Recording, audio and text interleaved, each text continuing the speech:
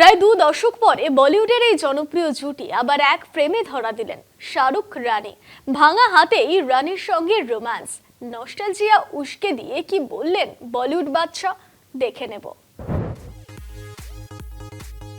বলিউডের অন্যতম সুপারহিট ছবি কুছ কুছ হোতা হ্যায় থেকে বলিউডের বাদশাহ শাহরুখ খান রানী মুখোপাধ্যায় জুটির পথ চলা শুরু হয়েছিল। তারপর চলতে চলতে বীর জারা, কবি আলবিদা না कहनाর মতো জনপ্রিয় ছবি রোমান্টিক জুটি হিসেবে তাদের দেখা গেছে। সেই রানীকে শাহরুখ খানের আগামী ছবি কিং এর সুহানা খানের মায়ের চরিত্রে দেখা যাবে। প্রায় 2 দশক পরে বলিউডের এই জনপ্রিয় জুটি আবার এক ফ্রেমে ধরা দিলেন।